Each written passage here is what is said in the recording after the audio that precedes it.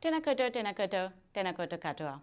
Welcome to Kōrero with Vaishali, where everyone comes to love, laugh, live the moment and inspires all to live our life in its authentic way, being the best version of ourselves. So today we are on Kōrero with Vaishali, elections for Kirikiriria-Hamilton, H-Town. So, who we have today? I know you all are excited more than me to know who it is. Is this someone who is already councillor?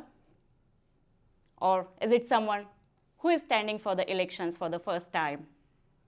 Or is this someone who is standing for the mayor of the Hamilton? What do you think? Who it is? I know you all are excited. So, without any further ado, let me tell you who it is. So today we have Maria Huata, who is the councillor for the Maori ward.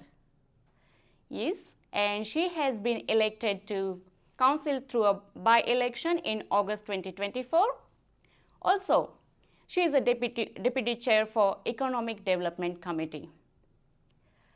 Such a wonderful person. It's a privilege to have her around. Shall we welcome her?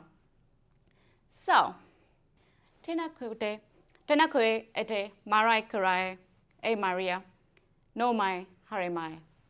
Welcome to Kōrero with Vaishali. It's my privilege, it's my pleasure to have wonderful you on Kōrero with Vaishali. Thank you. Thanks for coming here today. E whakahoki ana I te mihi ki a koe, Vaishali, mō I karanga mai kia piri mai au ki te kaupapa. Nō kurawa te whiwhi, thank you very much for welcoming you into your space and more importantly using te reo rangatira, the Māori language, to introduce me. It's an honour. Thank you. I tried my best. I would love to speak like you, the way you speak. Wow, that's amazing. I wish I can be like that one day, hopefully. The auntie who helped me with this, hopefully she helps me and I get better. So, are we ready? You ready for the Korero today? Kōrero, I am ready. Let's go. Let's go. Let's do this. Yeah. Okay. So, first thing first. Could you please tell us a little bit about yourself, your personal life and your professional life? My 7 siblings and I were born and raised here in Kirikiriria-Hamilton, H-Town. Our blood runs deep within this whenua, in this land, and although I'm one of 7, I'm one of 2 beating hearts. I have a twin sister who we honour this New Year's Eve, 5 years heavenside. Her name is Pānia Marino and my name is Maria Te Aukaha. Te Aukaha meaning strength, strong currents, also references the Waikato River and the currents of the river. My twin sister's middle name means calm. So at times we are the strength and we are the calm, and now we've been united. My job, my full-time one that I don't get paid for in money. However, I jokingly call them my superannuation plan, is I am a mother of 8 children. Oh, good. They range from the ages of 27 years old and 2 years old. And so I was fortunate to meet the love of my life 2 years ago, and we married at the Cenotaph Memorial Park Drive in Kirikiriria, and it was such a rainy day. Squalor. You would think not many people would come out, but it was a packed day, and it was giving us good luck for our marriage. Beautiful. And let us know that all of those that aren't here with us now were with us on that day. They were crying with us. So after meeting my husband, I had another 2 children. So my first relationship, 6 children, and then another 2. So I will never ever be lonely. I bet you I will not. always have someone to take care of me, paybacks, you know. True. So that's just a little bit about my personal life. My professional life, if you like. My undergraduate degree was at Waikato University. If you talk about a tūranga waiwai, or a place that you call your standing ground, or where you resonate with, Te Whare Wānanga o Waikato, the Waikato University is it for my siblings and I. When my mother became a solo mother, she left Auckland University. She was studying to be an opera singer, and went back to Waikato to learn her reo, her language. So we are all second language learners, except for my two baby sisters. Okay. I'm not of the kohanga reo, the kura kaupapa generation. I'm 48 years old, and so we miss that. So it was something that we had to go and learn again. Oh, wow, okay. And all of my siblings and I are graduates of Waikato University. We've all got masters. My mother's, she graduated with her PhD from Christchurch, from Canterbury University, spent 13 years down there as head of department. Now, this is not to be a show-off or anything, but it just speaks to resilience, Yes, exactly. strength and commitment to provide for your family no matter the circumstance. True. I don't come from a privileged background, as maybe the general public may see it, but I do. How done? We have always been surrounded by love, and that was from our mother. She is my VIP, MVP, Grammy Award winner. For and her. She deserves Mama. it. And if I could be... Is she still around? She's still around. If I could be a great. smidgen of what my mother Lovely. is, I've succeeded. Mum is 75 this year and is still working. She works Lovely. at Te Wānanga Aotearoa and takes the master students there. So I come from a family of teachers and educators, and that's our professional background. Now, I feel like the two most influential spaces where you can affect change is in education Yes, true. or in broadcasting. And so I wanted to flip the script. I didn't want to be a teacher like all of my family. So my undergrad degree, I majored in film and television, Oh, okay. and went on to work at TVNZ, Wakahuia. So I understand what's going on at the moment in terms of the technical side of what we're doing right now. So I spent a good 10, 20 years in broadcasting and still teaching and consulting, bringing up my family. I've always worked and studied full time. I've never been able, had that luxury to take off time to look after my tamariki, my children, as a full-time carer for them. But that's how my mother rolled, so that's how I roll. I think that's a, life of working women's right. We had to balance it, isn't it? We do, and I don't believe in balance either. I think it's something that you strive for, but you might not necessarily always achieve. And it could be really little things like, okay, I'm pressing to get to a meeting, so that means I can't fridge pack my daughter's hair today. True. So that's the give and take. Yes. And I know that's a real simple example. So that's a bit about me. I do some consulting on the side in terms of te reo and tikanga, MC work, pretty much Vaishali. And I know this sounds a bit wishy-washy, whatever drops out of the sky, and I say that meaningfully in terms of whatever my tupuna ancestors assign me, that's what I do. So I follow the wairua. Wow, that's wonderful. That's powerful words. Nice. Thank you. Thanks for all the insight, and it's really lovely to know your family history and especially about your mom. She's 75 and she's still strong and working. Hats off to her. Kia ora. She's passing on all the wonderful things to generations to generations. She's passed on to you and you're passing on to your generations. That is really amazing. And that's intergenerational, Vaishali. You know, both my sets of grandparents were instrumental in, at that time when people were strong and following their faith. So my mother's parents were strong, devout Catholics, and my father's parents were Anglican. And so in those days, when my mother got married to my father, you know, Catholic marrying an Anglican, it was a bit of a thing. Yes. However, we're Māori first before we're anything else. No matter what your denomination, your belief, there is but one religion that unites us all, and that's love. Yes, that's true. Kindness, compassion, being good humans. And so both my grandparents were part of establishing the Māori community within Kirikiriria.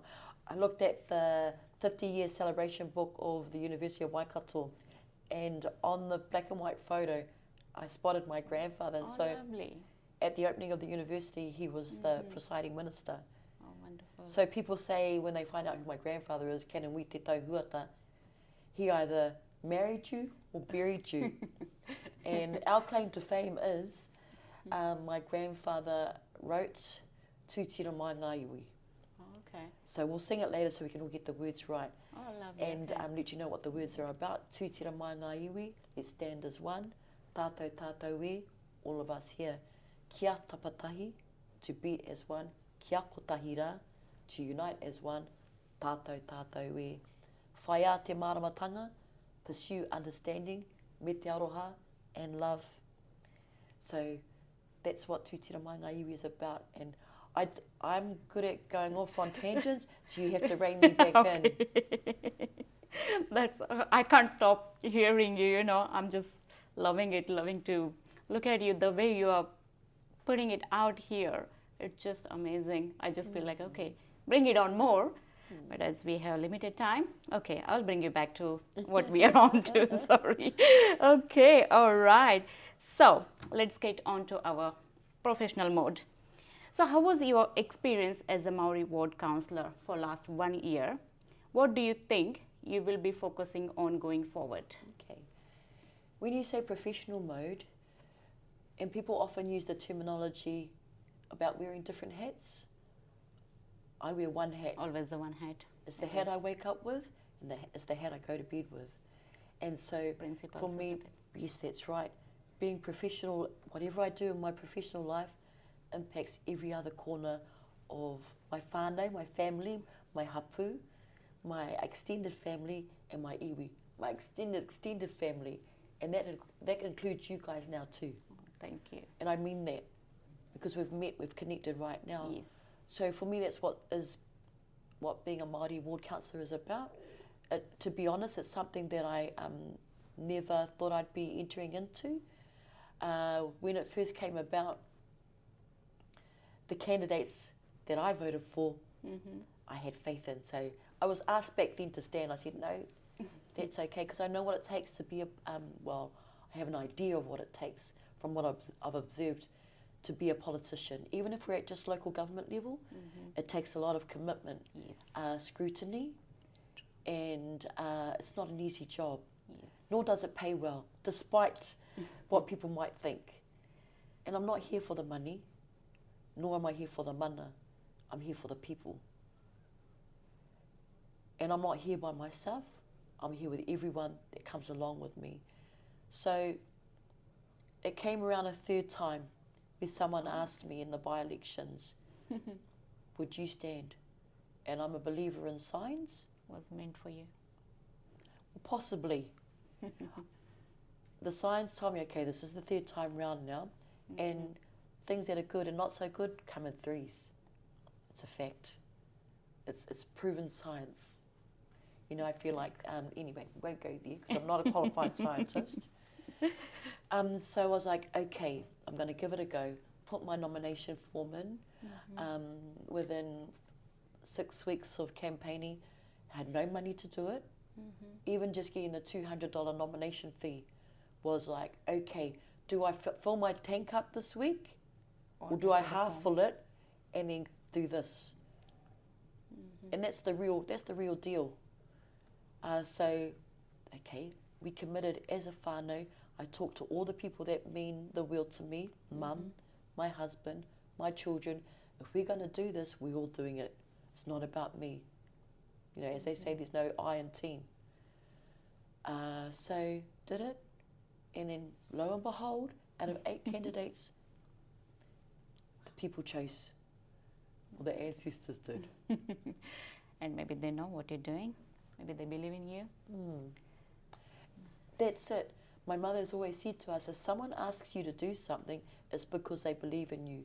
So you always say yes. With some filters, right? You can't say yes to everything, but for meaningful mahi, work that people ask you to, you do it. Yes, you know instinct, right? I'm all about gut instinct. There's a word in Māori about being, when you're hungry, you know, or you're angry, you're pukuriri, and your puku is your centre, your stomach. And we all know that terminology. If it doesn't feel right, then it probably isn't.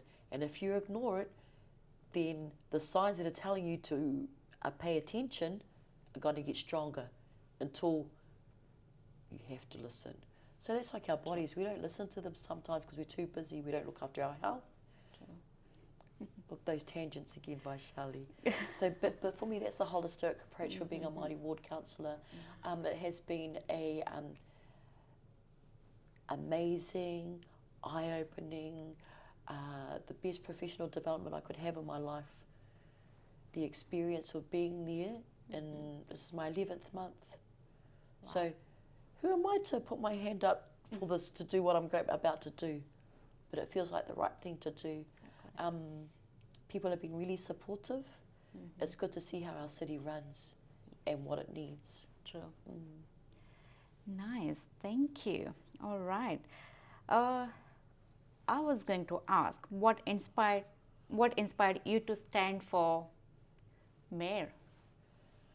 When I heard that Mayor Paula Southgate was stepping down, I felt the sense of urgency, and it just overwhelmed me. Like, in terms of, it wasn't my 5 to 10 year plan, but the plan just accelerated, and I have had absolute faith in our current mayor to do the job and do it well. And I feel that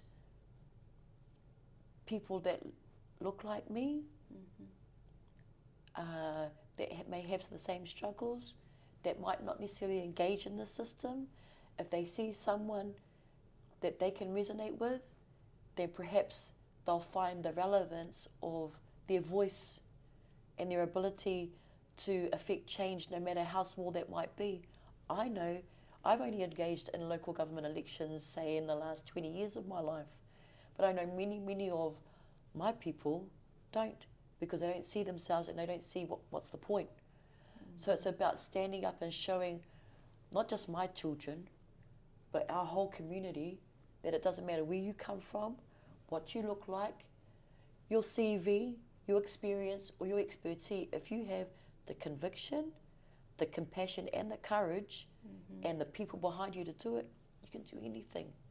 To make a difference around. That's right. Many So lives. no matter how it turns out, Vaishali, at least I've done that, and hopefully increase votes that weren't necessarily there. So when I ran for Māori ward, a whole lot of first-time voters came out for me. So my son, who was 18 at the time, I took van loads of them, van loads of young Māori men who are the biggest statistic in our system to vote, because they saw. I was like, oh, we know firemen.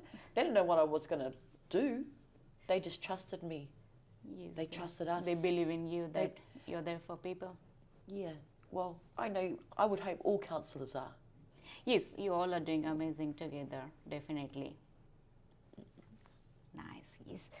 Great, thank you. Okay. All right, you mentioned that Hamilton needs a mayor who will champion all our people. Can you please tell us, how are you going to champion all our people? Vaishali, it's about connections and relationships. Whatever space you might find yourself in, is be present, and one space can lead you to another space. And that's what council has done for me too. Places I don't usually roll in, I've been able to get into the wider community. The thing I love most about council, one of them, is going to the Citizenship Ceremony Awards. Absolutely. To see many different ethnicities that choose Kirikiriria as their home, To be home. and some haven't, right? They've come from war-torn countries, they're refugees. So to be displaced from your own whenua and your own land and come over here, that creates a depth of aroha, of love, that is inspiring, uplifting. And how am I going to do something? I know that's the question to all mayors and all councillors. What are you going to do? What's your plan? What's your strategy? To be honest, I can't tell you what that is. I've got ideas, but I'm not going to make any promises I can't deliver on, because it's about getting amongst the community, bringing us all together, and making sure that we take a holistic approach over everything that we do. So that's going to probably be the stock answer to all your questions when I saw the questions, because that's what people want answers, Yes, right? true. Yes.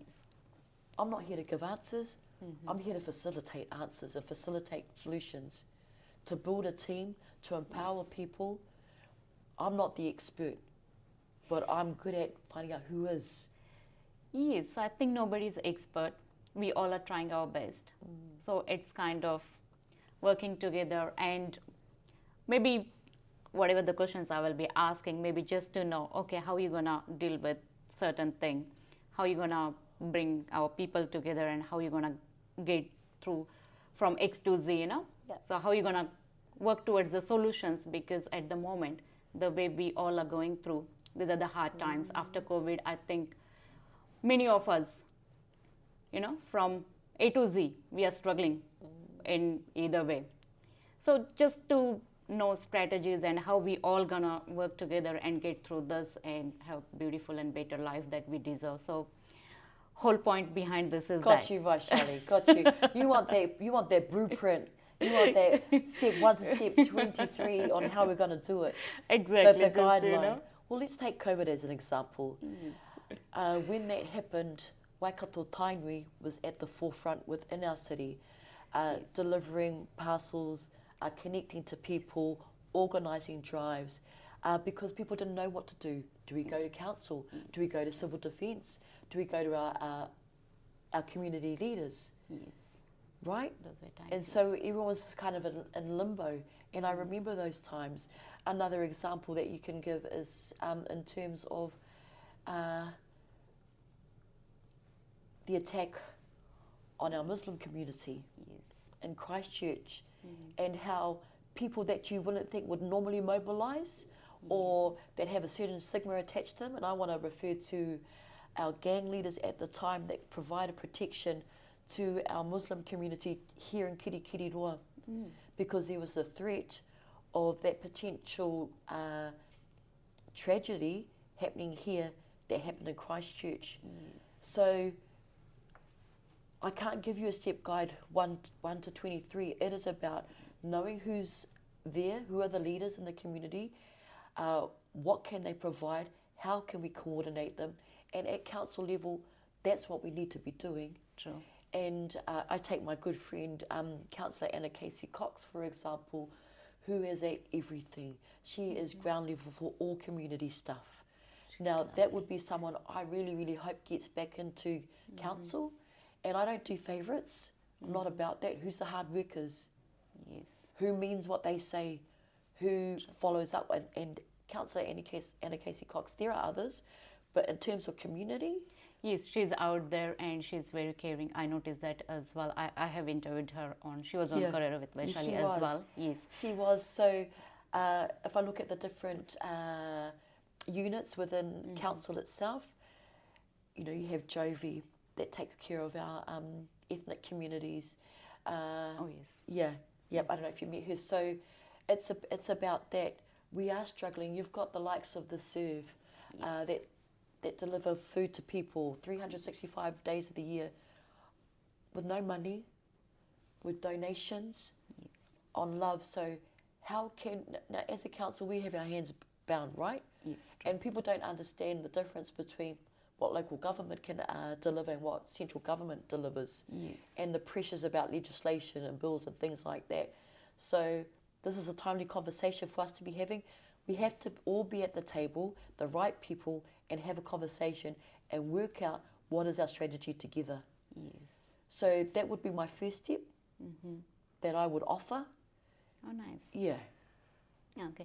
Yes, maybe people come to you because you councillors are in the front for us, right? You're front facing, being local, you know. That's the first point of contact, I guess.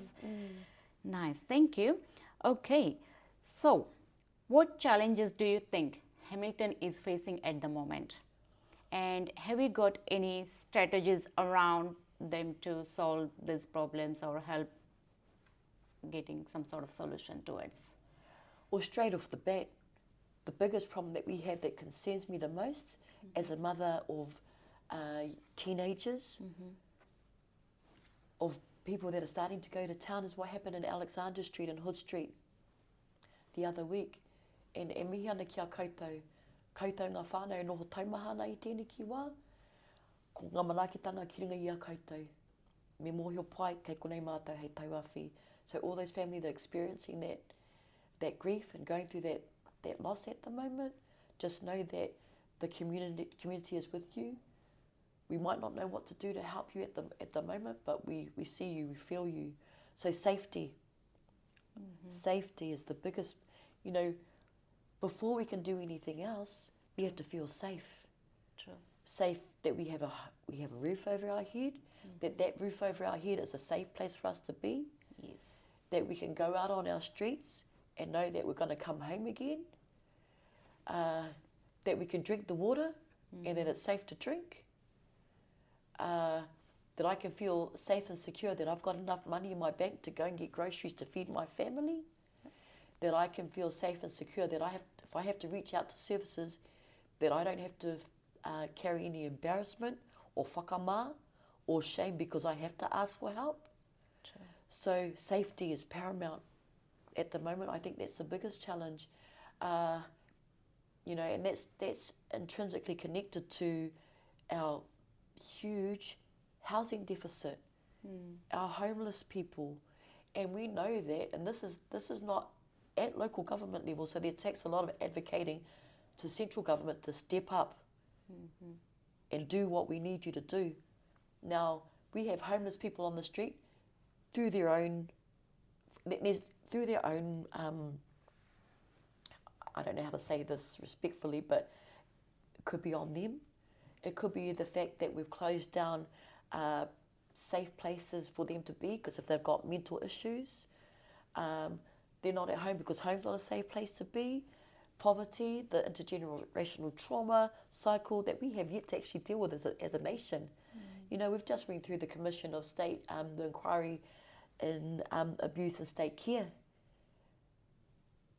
That has yet to be resolved. So how do we resolve 185 years since the treaty was signed without getting too radical of the impacts of colonisation and what that has done for all of our people, not just obviously Māori, because at the end of the day, we as a city can't rise. I'm going to rephrase that because we've got to get out of the deficit thinking. We as a city will rise once we take care of the people that need the help the most. True. The slowest runner in the race. No good if we're all running ahead and then the ones at the back get left behind because it's still there. Yes, true. So that's the biggest issue and challenge that most cities and towns face, is poverty, homelessness, feeling safe. Thank you. That's a really good insight.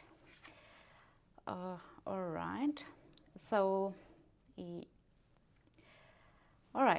regarding housing now, how would you address housing affordability in Hamilton?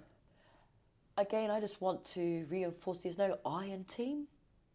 It's not about what I'm going to do, it's what we're going to do. It's what you're going to do. Sure. It's what the rest of the councillors around the table are going to do. It's what our teams are going to do.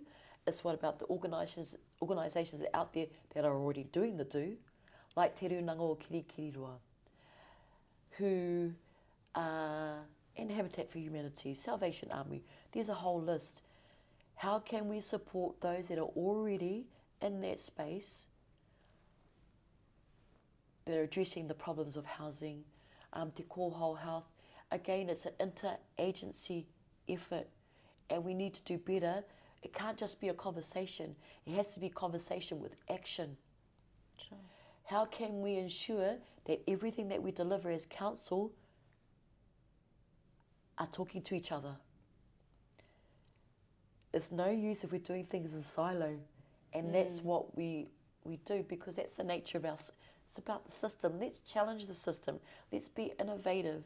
Let's hear what our young people have to say. Let's bring those homeless people to the table. We talk about them, but we don't talk to them. So the people that are actually feeling these pressures need to be at the table.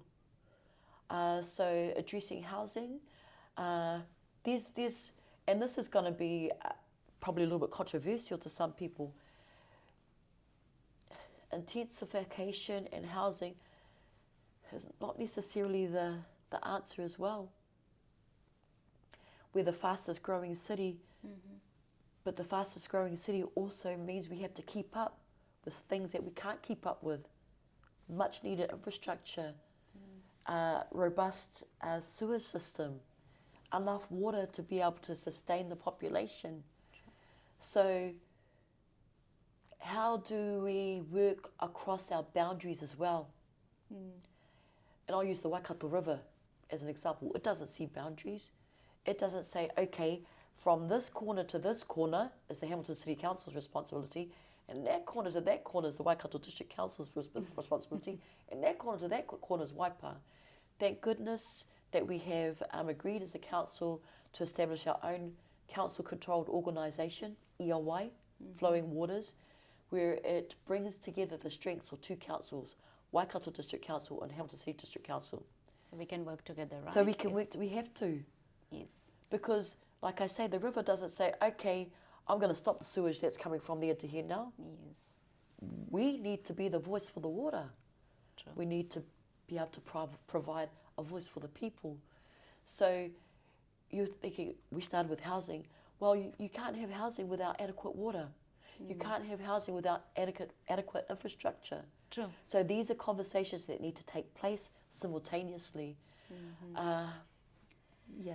Yes. So infrastructure need to be sorted to get housing. And it comes from a central government level. And I think what we can do better as councillors, as people that work in council, our senior leadership team, is communicate to people what local government and councils can actually do and what we can't do. And that all comes back to what central government tells us. They pass the law, you need to do this, but they don't give us the resource to do it. So we're stuck in a rock and a hard place. The only revenue a city gets is through rates or development competitions. And we're going to probably get to the rates discussion very soon. Yes, that's my next one actually. I was going to ask you, is there any room for rates to be reduced in a way so that every common man, or I would like to say middle class person, can afford it? So as you said, this is the only kind of revenue, bringing revenue. Are there any more options to bring revenue to the council so that we can spend that money on where we need to spend? This is where we need our experts within the community to really mobilise. We have a world-class leading university, and congratulations, we just secured the medical school. Yes, right, that's a great news. And it has a top management school as well. Waikato University, we have Te Wānanga o Te Aroha, we have Te Kuratini o Waikato, Wintec, formerly Te Pukenga, and back again. I'm not going to get into that. But business leaders, we need a business leaders developers forum that can come together, have a think tank where we can have some real solid ideas on how to generate revenue. So again, it's including the public in the solution, and not just saying council. If I get lucky, well, I don't believe in luck, but anyway, if I'm fortunate enough to be in council again, and my fellow councillors, we only have 3 years to do anything. Your first 10 months, and I haven't even had that, is about inducting yourself, knowing how council works. Then you get about 1.5 years to maybe do something, and then you're in elections again. So not enough time to work on well, things. We can do as much as we can in that time. So that's why we need to bring the community along with us and help us. We've got Ruakura, research and development. What's some other solutions that local council can actually generate some extra revenue? So that will be really good for the Hamiltonians, right? And if we have the options. That's right. Another misconception is that only homeowners pay rates, but everybody pays rates, because if you're a renter, you offset the rates that your landlord is having to experience in those increases. True. Sweet, thank you. All right, around environment and sustainability, what initiatives will you introduce to promote environmental sustainability in Hamilton? Look, we have a strong climate strategy plan. We have nature in the city. We need to give our people time in council to actually go through with the plan. A new council comes in, a council off the street, and they're like, oh, I've got this mean, fabulous idea. We should do this. And then our council staff are scrambling to put this new idea into effect, and just know that every idea comes with a price tag. It comes with a cost.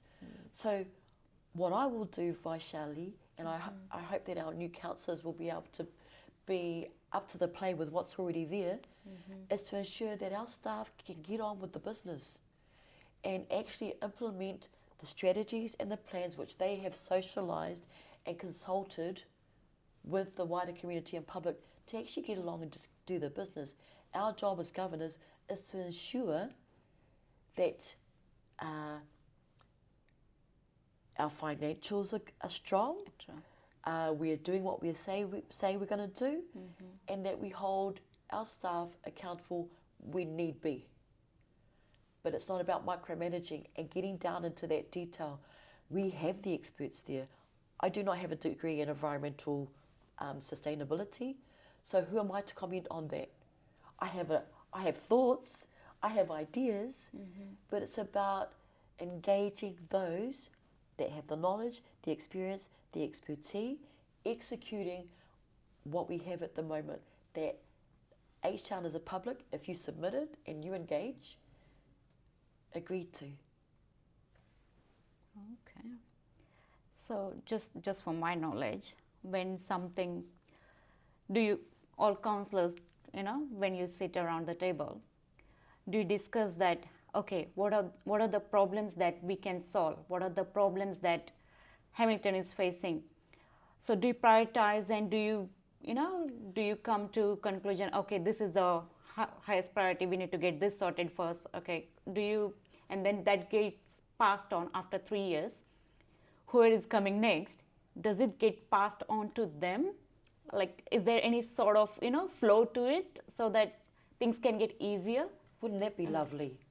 Wouldn't that be lovely? You just need to look at our local government. And when the colour changes of the party, things change again. So who am I to know? Or I'm not a fortune teller or a prophet. I can't tell you what the next council is going to do. However, everyone has their own ideas and their own priorities, and that's fine. And they don't always align with another person's values or priorities. Excuse me. So, personally, I would like us to prioritise water, because without water we don't have anything. We need water to run business, to run homes. We need water to live. We are water. So that should be the top priority. And all of the conversations that we are having interlink. So in saying that councillors have inherited decisions, councillors inherit decisions that former councils make. And so we've inherited decisions to not invest in strong infrastructure, to save money, to keep rates down. And when I talk about that infrastructure, it's accounting for that growing population, ensuring we have a sewage system that can handle it. And we don't. It's because councils want to look good and save money, but then that gets offloaded on to the next lot of councillors. Rates go up again. Why? If we leave it any longer, if you leave things, they just get more expensive. And I just want to apologise, I get too passionate, because it's not a criticism. You do... We're talking about the subject. Yeah, you do what you do with what you've got and what you know, and you do your best. So we can only do what we can do in this time. And yes, we inherit decisions. There is not flow-on effect. Whatever decision we make here, it might be able to last for 2 years. The government could change in 2026, and the current reforms could be reversed. And then as a local council, we're scrambling again. So that would be my worry, that we've set our waters in place. And I've asked that of staff. Is that a potential? Is that a possibility? It is.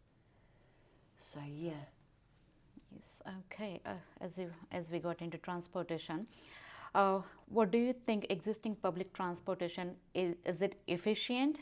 I guess you got stuck at the one of the bridge earlier, so I'm not sure what your thoughts are gonna be on this one. Or do we need to make some major changes? Are we ready for the future as it's the, one of the fastest growing city in the country. You know what? We're as ready as we can be. Mm-hmm. And it all, like I say, none of these topics are in isolation of one another. There's always, for as long as I can remember, there's always been a bottleneck at the Fairfield Bridge coming off Victoria and Ulster for as long as I can remember at the peak times. Yes. And that's just going to increase. So we really need to look at that. Where are we experiencing that congestion? And we do have solutions that the Transport Committee the Transport Department brings to us, and we have to assess them all. At the end of the day, it comes down to how much money we have. It all comes down to budget and what we can do, and so we have to we always have to prioritise our safety, right? Mm-hmm. So there were those 2 young boys that were that died on their dirt bikes, and again, that rocks me, man. That's so sad. It's so sad. So how can we address those things? And that was in the centre of the city. Yes. So, unfortunately, again, we going round and round and coming to the same spot, which is what can we do to bring that revenue so that we have, our hands are free to spend around where we want to spend. We really have to, as a community, and not just councillors, because some councillors are affiliated to different parties, which means they're responsible to those parties. I'm an independent, but as a community, as a mayor, we need to advocate real strong and keep being that annoying little sister or little brother that knocks at the central government's door and said, hey, we need this, and this is why we need it now. If they say no, we keep going back. We keep going back, and we're relentless with it. It's usually the noisiest child that gets the attention. So let H-Town be the noisiest child and say, central government, we need that money. Revenue, again, public libraries are so important. Our parks, our swimming pools are super important. True. Museums, but we're not making money off that stuff. True. We can't. Yes. There might be other ways, It's really it's about fleecing businesses, really. And we don't want to do that. Yes. If you have a solution, let me know. If you guys have a solution out there, talk to us. Yes, maybe, we have beautiful mighty river. We could do some sort of things around there, or maybe make it attractive for tourism so that people are coming out of, other areas and they're spending some money in the city. It's kind of... Kia ora Vaishali, Korero, because it's Kōrero with Vaishali. You've hit it on the nail. And thank you for igniting that, because that is something as a region, to be honest, we don't value. No one else has the longest river in New Zealand, Aotearoa. Yes. Is the central of the island, where you are like an hour and a half from Auckland, half an hour from Raglan, 45 minutes from Kawhia, an hour and a bit from Taupo, an hour and a bit from Tauranga Moana. If we saw the value of ourselves in tourism, definitely. But again, we invest in it. Waikato Tainui does have some initiatives, but we're dealing with the things at hand, right? Tourism is seen, even though the government is actually injecting more money into tourism, then let's, as a city, actually value that. And here's an example, and thank you to the Waikato Film Society, who needs more money, by the way, and we only can give them... We don't give them... We all do. We all do. A film was made by Jason Momoa in Huntly recently, Minecraft. Oh, yes. And so imagine the benefits of that to our city. Te Matatini 2027 is coming into Waikato, and Kirikiriria H-Town being the closest metropolis to Ngāri Wahia, where it's being held, is going to reap those economic benefits. That will go directly back into the community, but in terms of revenue for the council, the only way we're going to get extra revenue for the council, to be honest, other than development contributions and ratepayers' money, is central government shares the taxes that they collect from our population and gives us the money that we need for infrastructure. Okay, so you all councillors needs to sit at the one table and you have to just say, hey, we need money, we need to go and advocate to And central to government. be fair, our mayor does do that at the moment, and she sits in those different forums. But we actually have to go as a united voice, and we have a joint management agreement with Waikato Tainui. What are some other key organisations that we are all advocating together to government, and we do that. That's So great. yeah, so there's no quick fix. Like you say, Yes, you it say takes time. tourism, but that's not going to come back to the city council as such. It's going to go back into our communities, and that's where it should go. Council will not run a tourism operation. We're not a business like that, right? But we can Yes, support some sort of strategies, just We- you know. Yeah, so there are tourism strategies there. It's about what can we invest in there. We're 50% shareholders in the airport. But in saying that, I was flying out to Christchurch the other week, and there was a whole busload of people having to go up to Auckland to catch their plane there because they couldn't fly out of Hamilton. So we need to be really concerted about how we do things. That's exciting though.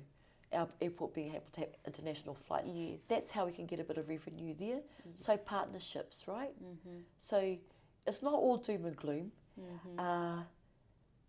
But if central government can ease up on that everyday stuff that we have to take care of, then we can start looking at investing in brilliant tourism initiatives that will bring alternative revenue perhaps. Great, thank you. Thanks for the great insight. All right, how will you support mental health services and addiction recovery programs in the city? I know you want a new answer from me. Not really new answers. You know, we are here for people. Yeah. You know, This is for what we our need community. to do. This is what we need to do is, again, not address these things in isolation, Vaishali. Poverty is indirectly linked to mental health and addiction. Yes. Poverty is intrinsically linked to rising costs and inflation, not enough housing. Funny thing is, my father worked in mental services and addictions. He trained the councillors for a very long time. And so I actually believe that a lot of solutions are found within our Indigenous people. We as Indigenous people, if we are allowed to practice the knowledge that we have, and that includes all of our brothers and sisters that also have this knowledge on how to look after our people, because the things that you're talking about and asking me, who are the highest in those statistics? It's Māori. So who are better placed to look after Māori and address mental addictions, homelessness, poverty? Who would you say that would be, Vaishali? It would be Māori. So resource te runanga o Kirikiriria well, resource te kōhao health well, resource te whare koro wai, the serve. All of those organisations out there that are tending to the spiritual well-being, mental well-being and physical well-being of our people. Of course there are others, not just Māori, experiencing this. Of course. But I can tell you now that there are solutions within our Indigenous knowledge that can help in these situations. Models and frameworks. Te whare tapawha by Sir Mason Jury that acknowledges all parts of one's being. So looking at some of those traditional models and frameworks and bringing them to life in everyday practice and how we operate as human beings. Thank you. That's true. All right. Next question. Well, I know we kind of running out of time, so let's wrap it up. How would you support local business to grow? Do we have any plans? I know everything is based on, as you said, it's all about people working together. But do you have any plan for supporting small businesses? It would be fantastic to see businesses within council and procurement getting a look in, and it not being dominated by the big contractors, because they have that reputation. I think it's about a trust model. It's giving small businesses the opportunity to put forward tenders for potential contracts that council takes care of, and allowing them that space to really develop and shine. Again, I'll go back to the Ruakura Innovation Hub, Waikato University, and what they're doing, and Soda Inc., and what they're doing to grow small businesses. Waikato Tainui are very strong in using small businesses and Māori-owned businesses to provide different services. So it's ensuring that we can provide a space for them. Look at our CBD, look at our Central Business District. If we could work closer with developers to make leases more affordable, so that small businesses can actually be front and present in the city, it'll bring life back to our city.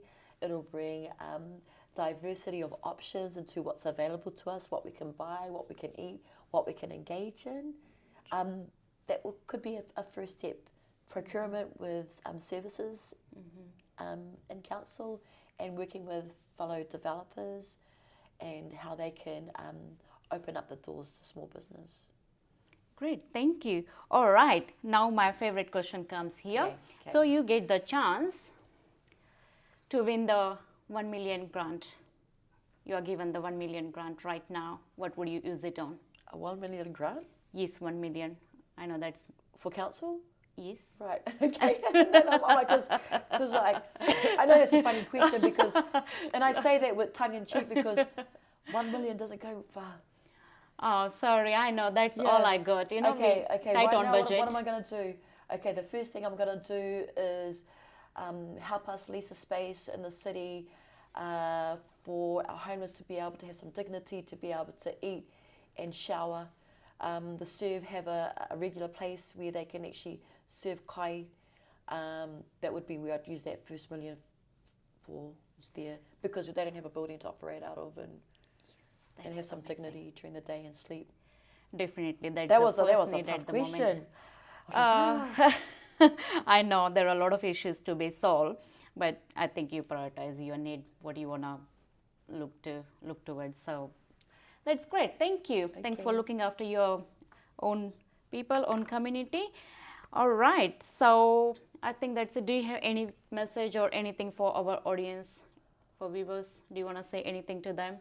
Hey, Kōrero Whakamutunga, just some final words is that if you feel like your voice is not heard and is not relevant and doesn't have a point, vote. If you're 18 and over, vote for whoever you think you need to vote for. Doesn't have to be me, but just use your voice, because it counts. Great, thank you. Thank you, Maria. Tenika mihi ake, kia koe, nā mihi mahoa. Moto Korero. Ite naira, pai marire. Thank you, Maria. Thank you. Thanks for coming here. Thanks for your time. We appreciate you. Thank you, everyone. See you again. Bye. Please vote.